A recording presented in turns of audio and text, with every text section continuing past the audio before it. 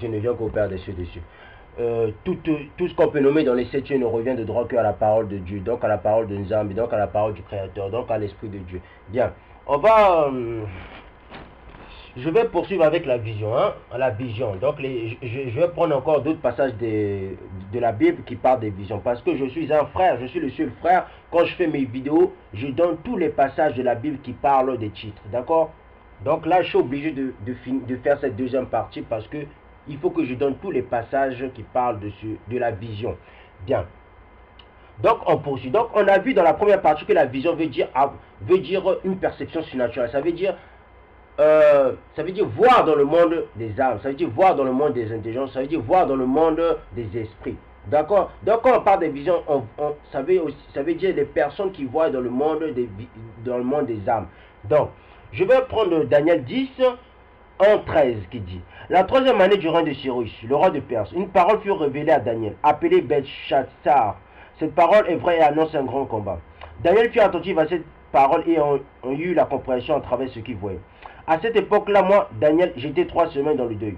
Je n'ai mangé aucune nourriture raffinée. Il n'est entré ni viande ni vin dans ma bouche et je ne me suis pas parvenu jusqu'à la fin des 3 semaines. Le 24e jour du premier mois. Excusez-moi. Laissez-moi un peu de temps. Donc, après on dit, hein? Le 24e jour du premier mois, j'étais au bord du grand fleuve, c'est-à-dire le Tigre. Donc il dit que le Tigre c'était un grand fleuve. Depuis quand le Tigre qui se trouve au Moyen-Orient c'était un grand fleuve? C'est pas un grand fleuve, n'est-ce pas? Bien. On va poursuivre. Je ne vais pas trop expliquer dessus, on va poursuivre. Je levé les yeux, j'ai vu un homme habillé de lin. Il avait autour de la taille une ceinture en or du phase. Son corps était comme du chrysolite. Donc, il a vu dans la vision. Donc, avoir une vision, c'est quoi? C'est voir dans le monde des âmes. Donc, il a vu un ange qui avait sa couleur, c'était du chrysolite. Donc, il a vu un ange vert. Parce que le chrysolite, si je ne me trompe pas, c'est vert. Vert ou violet par là comme ça. Mais néanmoins, il a vu un ange en chrysolite. Donc, ça veut dire les esprits ont des couleurs. Vous comprenez? Je poursuis. Son visage brillait comme l'éclair. Ses yeux étaient pareils à des flammes de feu. Ses bras et ses pieds ressemblaient à du bronze poli. Donc, il avait vu un ange qui était du marron. Il était en chrysolite et il était aussi en bronze. Donc, il était marron. Il était marron et chrysolite, c'est du vert. Vous voyez? Donc, tous ceux qui disent que Christ n'a pas de couleur, les esprits n'ont pas de couleur parce qu'ils ont des esprits de Lilith. Vous voyez, ils ont l'esprit de démon. Ils sont possédés. Vous comprenez? Les gens qui savent que ce qu'on est en train de dire c'est vrai, mais ils disent c'est faux. Oh, les esprits n'ont pas de couleur, Christ n'a pas de couleur, parce que ce sont des possédés. D'accord? Ce sont des gens, ils ont des esprits de prostitution. D'accord? On poursuit. Donc là, on voit bien que Daniel avait vu une vision. Celui qui compte. Écoutez-moi, regardez, parce que on va prendre la définition du mot vision. D'accord? On va aller sur Wikipédia, on va prendre la définition du mot vision. Parce que vous allez dire, mais il fait tout pour nous persuader. Bien sûr, parce que la vérité, c'est quoi? La vérité, elle est facile à comprendre. Ce qui est dur à comprendre, c'est... Non. C'est facile la vérité en fin de compte, d'accord? Bien, on dit quoi? La vision veut dire image mentale de quelque chose. Le mental va avec l'esprit déjà, d'accord? Image mentale, donc l'image de l'esprit de quelque chose qui s'impose à l'esprit. Donc, cette vision soudaine le trouve là. Donc, on voit que la vision, c'est en lien avec le monde de l'esprit. D'accord? Avec le monde des esprits, avec le mot esprit en petit e. Bien. Donc, là, donc, ce que je suis en train de dire, c'est en lien. Donc, il avait vu dans le monde des âmes un ange qui était en bronze poli en chrysolite. Et après, il dit quoi? Et le son de sa voix était pareil au bout d'une grande foule. Parce que les anges, quand ils parlent comme des grandes foules. Hein? Moi, Daniel, j'ai été le seul à voir cette apparition. Les hommes qui étaient avec moi ne l'ont pas vu. Mais une grande frayeur s'est emparée d'eux et ils ont pris la fuite pour se cacher. Restez seuls. J'ai vu cette grande apparition et me suis retrouvé sans force. Mes traits se sont décomposés, j'ai perdu toute force. Donc, on voit que quand un ange apparaît à un être humain, quand un ange apparaît au Bantou, l'ange là, parce que l'ange là c'était une énergie, d'accord? L'ange c'est une énergie, d'accord? Parce que les anges ce sont des anges de lumière, d'accord? Bien. Donc là on voit que quand un ange apparaît, il prend l'énergie qui se trouve chez l'être humain, d'accord? Bien. Après on poursuit. J'ai entendu le son de ses paroles et on entendait, je suis tombé dans une profondeur de torpeur. Le visage comptait, donc il avait peur. Donc vous comprenez? Donc quand un ange parle à un être humain, ça résonne la peur. Vous comprenez? Parce que pourquoi? Parce que ces paroles, ce sont des énergies. Mais une main m'a touché, m'a mis tout tremblant sur mes genoux et les paumes de ma main. Puis l'ange m'a dit, Daniel, homme considéré comme précieux, sois attentif aux paroles que je vais te dire et tiens-toi debout là où tu es. En effet, j'ai été maintenant envoyé vers toi. Lorsqu'il m'a dit cela, je me suis tenu debout tout tremblant. Donc on voit comment un ange apparaît. Il avait vu en vision un ange en bronze. Même le prophète Ézéchiel avait vu aussi un ange, des séraphins en bronze poli. Donc on voit que même les anges sont marrons de couleur, si on voit bien. Les anges sont marrons de couleur. Ils sont aussi chrysolites. Bien. Donc, à tous ceux qui disent que les esprits n'ont pas de couleur, ce sont tous, ce sont des ignorants, soit ce sont des gens qui ont des esprits qui sont possédés, d'accord? Vous allez me dire ce que vous voulez, moi ce que je dis la vérité, d'accord? Parce que la vérité ça ne donne pas plaisir aux gens. Les gens n'aiment pas m'écouter parce que je dis la vérité, d'accord? Bien. Daniel 7, 1, 28, on va lire ça, bon. Daniel 1, 7, 28, on va essayer de lire ça, parce que c'est beaucoup, hein, c'est tout Daniel 7, on va quand même lire. La première année du règne de Belchassar sur Babylone, Daniel fit un rêve. Des visions se présentèrent à son esprit pendant qu'il était sur son lit. Donc on voit qu'il a fait un rêve, et dans le rêve, il a fait une vision. D'accord? Les visions nocturnes, ça s'appelle des visions nocturnes. Daniel commença son récit, je regardais pendant une vision nocturne. Et voici que les 4 vents du ciel ont fait irruption sur la grande mer. 4 bêtes énormes sont sorties de la mer, différentes les unes des autres. La première ressemblait à un lion et avait des ailes d'aigle. Pendant que je regardais, ses ailes ont été arrachées. Elle a été soulevée de terre et mise debout sous ses pattes, comme un homme, et un cœur d'homme lui a été donné. Puis est apparue une deuxième bête qui ressemblait à un ours. Elle se dressait sur un côté. Elle avait 3 côtes dans la gueule, entre les dents. On lui disait, lève-toi, mange beaucoup de viande. Après cela, j'ai vu une autre bête, qui ressemblait à un léopard. Elle avait 4 ailes sur le dos, comme celle d'un oiseau. Cette bête avait 4 têtes et la domination lui a été donnée. Après cela, j'ai vu dans mes visions nocturnes une 4e bête. Donc on voit encore les visions nocturnes. Donc ça se succède. Vous comprenez? On poursuit. Bien. Des visions nocturnes, une 4e bête. Redoutable, terrible et extraordinairement puissante. Elle avait de grandes dents en fer. Elle mangeait, brisait et pétinait ce qui restait. Elle était différente de toutes les bêtes précédentes et avait 10 cornes.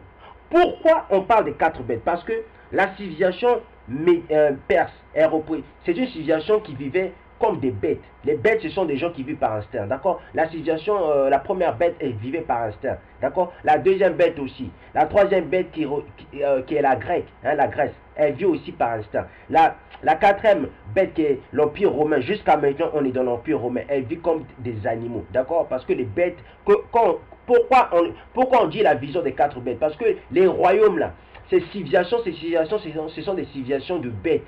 Hein? Ce sont des civilisations qui vivent par instinct. D'accord? C'est pour ça que nous voyons qu'il y a des guerres, il y a des famines, il y a des pestes. Les gens n'arrivent plus à finir leur bout de mois. D'accord? Pourquoi? Parce que cette civilisation est basée sur des animaux. Ce sont des animaux. Vous comprenez? Les gens qui nous dirigent, ce sont des animaux, si on voit bien. Parce qu'ils vivent par instinct. D'accord? Ils ne sont pas spirituels. D'accord? Leurs pensées sont portées que sur le matérialiste. Bien, on poursuit. Donc on dit, je regardais les cornes et j'ai vu une autre petite corne sortie du milieu d'elle. 3 des premières cornes ont été arrachées devant elle. Sur cette corne, il y avait des yeux pareils à ceux d'un homme et une bouche qui parlait avec arrogance. Donc vous voyez, ça veut dire, vous voyez, c'est quoi la civilisation de l'instinct? Pendant que je regardais, on a placé des trônes et l'ancien des jours s'est assis. Son vêtement était aussi blanc que la neige et les cheveux de sa tête pareils à de la laine pure. Donc on voit que l'ancien des jours c'était un noir. Parce que celui qui a la laine c'est pour les noirs. C'est que les noirs qui ont des laines, des cheveux de laine. Donc on voit que l'ancien des jours c'était un noir. Vous allez me dire mais qu'est-ce qu'il raconte? L'ancien des jours c'était un noir. L'ancien des jours c'est pas l'éternel, d'accord? Il ne faut pas mélanger tout, d'accord? On poursuit. Son trône était de flammes et ses roues étaient un feu de vent. Un fleuve de feu coulait et sortait de devant lui. Des dizaines de milliers le servaient, des centaines de millions se tenaient debout devant lui. Les anges se sont assis, des livres ont été ouverts. Donc, on voit même dans le ciel. Écoutez-moi bien. Georges Nama, toi tu es vraiment possédé. Franchement, j'ai jamais vu des pasteurs aussi possédés comme vous. Comment ça se fait?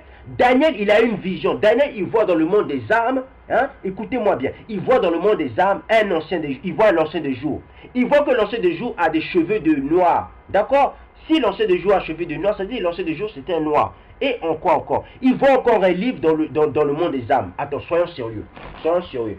Soit vous avez des graves problèmes dans vos têtes, soit vous êtes possédé à une je ne sais pas comment vous êtes possédé. Comment ça se fait? Daniel, il voit un ancien de jour qui a des cheveux d'un homme noir. Il voit aussi des livres. Mais attention, sérieux.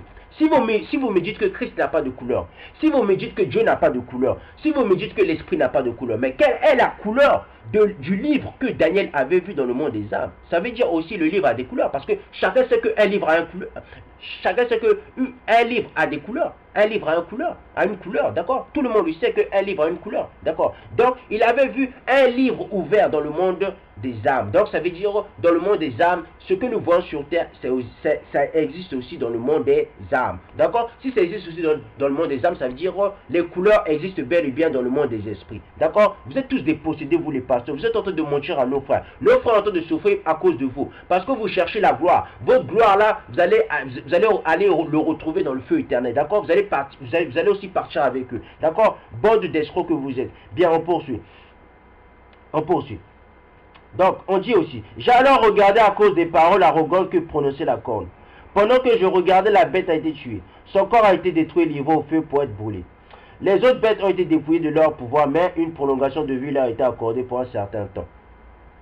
Pendant que je regardais dans mes visions nocturnes quelqu'un qui ressemblait à un fils de l'homme, elle venait avec le nuée du ciel. Il s'est avancé vers l'ancien des jours et l'en a fait approcher de lui. Donc, il avait vu quelqu'un. Mais comment ça se fait, il voit quelqu'un dans le monde des âmes? Donc, l'homme qu'il a vu n'a pas de couleur. Soyons sérieux. Arrêtez vos bêtises quand même. Arrêtez vos conneries. Arrêtez de... C'est à cause de vous que les Africains n'arrivent plus. Parce que vous, les pasteurs, écoutez, on va finir avec vous. Franchement, il va falloir que les gens connaissent la vérité. Bande d'escrocs que vous êtes. On poursuit. On poursuit. Les autres... je disais après... On lui a donné la domination, la gloire et le règne. Et tous les peuples, les nations et les hommes de toutes langues l'ont servi. On parlait de qui? Cet homme qui était en face de l'ancien de Dieu, c'était qui? Mais c'était Christ. D'accord? Sa domination est une domination éternelle qui ne cessera pas et son royaume ne sera jamais détruit. Vous allez me dire, mais comment ça se fait l'ancien de jour, c'est pas le Père de Christ? Bien sûr, l'ancien de jour n'est pas le Père de Christ. L'ancien de jour, c'était un ordre. Vous comprenez? Quand le monde spirituel a été créé, les anciens de jour aussi ont été créés. Ce sont des premiers, écoutez, ce sont des premières créatures qui ont été créées dans le monde des cieux. Dans le monde des cieux, dans le monde spirituel, d'accord? Quand tu vois un ancien de jour, il connaît tout, d'accord? Il connaît tout du passé, d'accord? Même que ce soit du passé du monde spirituel, il connaît tout le passé du monde des âmes, du monde spirituel, du monde matériel. C'est ça un ancien de jour. Ancien veut dire celui qui connaît les anciennes choses. Pourquoi il s'appelle ancien de temps? Parce qu'il connaît les anciens temps. D'accord? Que ce soit des temps spirituels, que ce soit des temps des âmes, que ce soit des temps du monde matériel. C'est ça un ancien de jour. Il existe beaucoup d'anciens de jour. Bien, je ne vais pas rentrer dedans. Donc, on poursuit. On dit quoi? Moi, Daniel, j'ai eu l'esprit troublé au plus profond de moi et mes visions m'ont terrifié. Donc, on voit qu'il était dans les visions. Donc, il a vu l'ancien de jour dans les visions, donc dans le monde des âmes. On poursuit. Il a vu aussi Christ dans le monde des âmes. On poursuit. Je me suis approché de l'un de ceux qui se tenaient debout et lui ai donné de revoiler la vérité à propos de tout cela. Il m'a répondu en me faisant connaître l'explication. Ces 4 bêtes énormes, ce sont 4 rois qui surgiront de la terre. Donc on dit que les 4 bêtes représentent des rois qui vont surgir de la terre. Hein? Cependant, les saints du Très-Haut recevront le royaume et le posséderont éternellement d'éternité en éternité. Donc on dit que Christ va venir dominer sur terre. Donc, vous les chrétiens, franchement, je ne sais pas quelle Bible vous lisez. Franchement, il faut avoir un grave problème spirituel, franchement. Hein, vous les chrétiens, peu importe que tu sois bantou ou pas bantou, moi je ne suis pas là-bas. On vous dit que Christ va venir, on dit que quand Christ va venir donner le royaume aux saints. Mais qui sont les saints? Les saints, ce sont le peuple élite. Ce sont les peuples des élites, non? C'est le peuple des bantous. C'est eux les vrais Israélites. Donc on dit que Christ va venir leur donner le règne sur terre jusqu'au temps des fins. Donc, tant que la terre va exister, le règne va venir, ça sera pour le peuple bantou. D'accord? Donc, on voit que Christ va venir régner sur terre. Donc, celui qui ne comprend pas les Bibles, c'est à cause des pasteurs. Parce que vous, les pasteurs vous montrent. D'accord? On poursuit. Ensuite, j'ai désiré savoir la vérité sur la 4e bête. Celle qui était différente de toutes les autres. Extrêmement terrible, qui avait des dents en fer et des ongles en bronze. qui mangeait, brisait et piquait ce qui restait. J'ai aussi désiré savoir la vérité au sujet des 10 cornes, qu'elle avait sur la tête ainsi qu'au sujet de l'autre. Celle qui était sortie devant laquelle 3 êtres étaient tombés. La corne qui avait des yeux et une bouche parlait avec arrogance et qui paraissait plus grande que les autres. J'ai vu cette corne faire la guerre aux saints. Donc on dit que cette corne a fait la guerre aux saints. Depuis quand l'Empire romain a fait la guerre aux chrétiens? Depuis quand? Dites-moi. Depuis quand les chrétiens c'est une nation maintenant? Depuis quand? On dit que cette quatrième bête qui représente un royaume, qui représente une civilisation, fait la guerre aux saints. Depuis quand même les Romains enfin font la guerre chez les faux juifs là, hein, d'accord, hein? Hormis leur, comment on appelle ça? Hormis leur holocauste là qu'ils ont eu, je sais pas, au temps de Hitler. Après ça, ils n'ont jamais eu quelque chose de néfaste, d'accord? Bien, on poursuit. Le moment où les saints ont pris possession des royaumes est alors arrivé. Donc on dit que les saints vont prendre le royaume. Mais quel royaume on parle? Mais on parle du royaume ici-bas. D'accord? Voici ce qu'il m'a dit la quatrième bête. C'est un quatrième royaume qui existera sur la terre, différent de tous les royaumes. Il dévorera toute la terre, la pétrinelle et la brisera.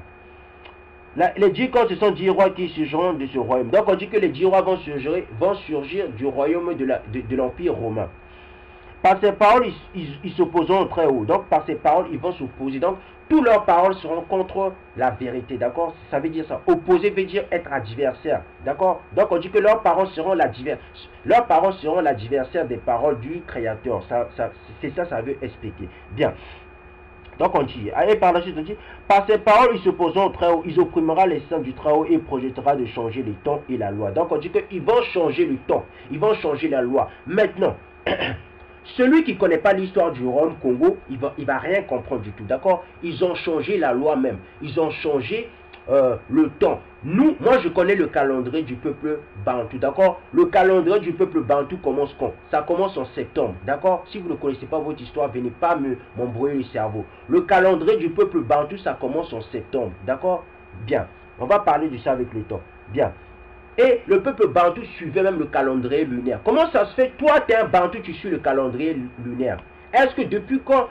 Vous savez qu'avant qu'ils viennent, nous, on faisait des choses qui est écrit dans la Bible. Vous allez me dire, mais comment ça se fait nous, on faisait des choses qui est écrites dans la Bible? Ça veut dire, nous sommes les vrais Israéliens.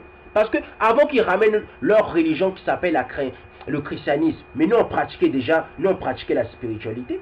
D'accord? On va parler de ça l'année prochaine, d'accord? En 2018, on va parler de ça. Bien. Je poursuis.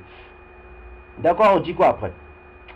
Par ces paroles, ils s'opposeront au très haut et opprimera les saints du très haut et projettera de changer les temps. Ils ont déjà changé les temps parce que le premier mois, c'est en septembre chez nous. Chez nous, les Bantous, c'est en septembre. Septembre, c'est le premier mois. D'accord? On poursuit. Et projettera de changer les temps et la loi. Les saints seront livrés à son pouvoir pendant un temps. 2 temps, la moitié d'un temps. Mais qu'est-ce que ça représente un temps, la moitié d'un temps? On dit ça fait 1290 jours, soi-disant. Bien. 2 temps et la moitié d'un temps, puis le jour viendra et on lui retirera sa domination. Elle sera définitivement détruite et anéantie. Le royaume, la domination et la grandeur de tous les royaumes présents sous le ciel seront donnés au peuple saint du très haut. Donc on dit que tous les royaumes qui sont sur terre, que ce soit même l'Afrique, peu importe, ça sera donné au peuple Bantou. D'accord? Je vous avais déjà dit, en Afrique, les Africains ne connaissent pas leur histoire. Toute l'Afrique que vous voyez là, il y a 60% des Africains, on peut dire même 70% des Africains, ce sont des Bantous. Vous allez me dire, mais qu'est-ce qu'ils racontent? Bien sûr, ce sont des Bantous. 60%, 70%, ce sont des Bantous. D'accord? Si vous prenez tous les Bantous qui sont éparpillés partout dans le monde, ils repartent en Afrique. Ça sera même la majorité, ça sera que des Bantous. D'accord? On poursuit. Après, on dit, le royaume, la domination et la grandeur de tous les royaumes seront présents sous les cieux, seront donnés au peuple Bantou, donc au peuple saint. Les saints, c'est le peuple Bantou. Un chrétien, c'est pas un saint, ça n'existe nulle part. Un chrétien, c'est pas un saint, d'accord? Le mot saint va avec les 10 commandements, ça va avec la loi, d'accord? Bien. Son règne est un règne éternel et toutes les dominations le servant et lui obéiront. Donc on dit que le règne ici, on dit que le règne sur terre, ça sera éternel. D'accord? D'accord. Donc tous les chrétiens qui disent que Jésus-Christ va venir m'enlever pour aller au ciel, franchement, vous avez des graves problèmes spirituels, franchement. Il va falloir qu'on vous guérisse. D'accord? Vous êtes des malades spirituels. On poursuit. Ici, prend la fin du message. Moi, Daniel, j'ai été si terrifié par mes pensées que j'en ai changé de couleur. J'ai gardé mes paroles dans mon cœur. Bien. On va poursuivre, on va prendre un autre passage des Écritures. On va prendre Daniel 8, 1. Bon, j'aurai pas le temps de prendre Daniel 1, 8, 17, d'accord? Bon, prenez un jour, lisez aussi Daniel 8, 1, 17, d'accord? Ça va vous apprendre aussi des choses. Ça parle aussi des visions. Hein? Donc, je vais maintenant prendre, on va essayer de prendre Job, d'accord? On va expliquer Job. Job aussi avait vu des visions. Tous les prophètes avaient des visions, n'est-ce pas? Bien. Donc, on va voir ça. Si j'ai pas le temps, je vais quand même, si j'ai pas le temps, bon, je vais quand même vous donner les autres passages de la Bible, hein, des écritures qui parlent de visions. Il y a Daniel le 10 que je viens de lire, 1, 13. Il y a Daniel le 7, 1, 28. Il y a Daniel le 8, 1, 17. Il y a Job 20, 1, 8. Il y a Job 33, 14, 28. Il y a Job 7, 1, 5. Il y a Job 4, 10, 21. Il y a Zacharie 6, 1, 8. D'accord? Là, maintenant, je suis dans Job 33. Non, Job 20, 1, 8. Job 20, 1, 8 dit. Parce que je ne pense pas que j'aurai le temps de tout lire, d'accord? Job 20, 1, 8 dit.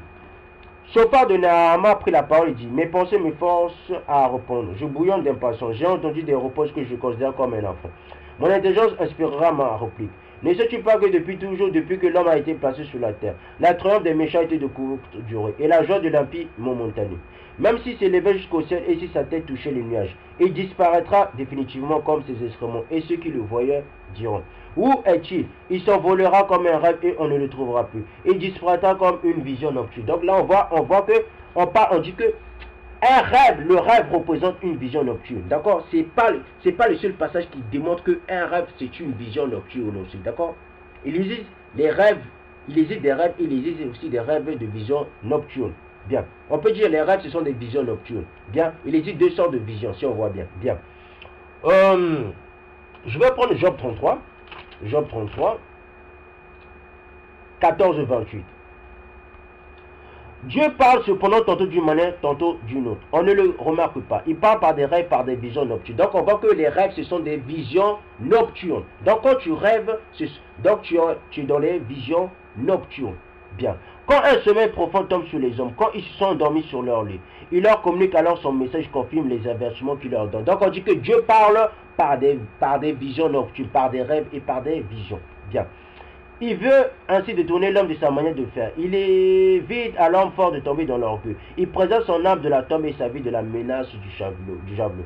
Par la douleur aussi, l'homme est corrigé. Quand les clous au lit, quand tous ses os s'engourdissent, alors il prend de goût la nourriture, même les aliments les plus désirables. Sa chair dépérit à vue d'œil. Ses os qu'on ne voyait pas transparaissent. Son âme s'approche de la tombe et sa vie des messagers de la mort. Cependant, s'il y a pour lui un ange intercesseur, ne serait-ce qu'un sur les 1000 qui annoncent l'homme le chemin à suivre. Donc on voit que il y a 1000 anges. Écoutez-moi bien, il y a 1000 anges qui viennent annoncer des choses au peuple bantou. Bon, je pense que je vais faire une troisième partie, d'accord? On va faire une troisième partie parce qu'il faut expliquer les choses qu'on dit.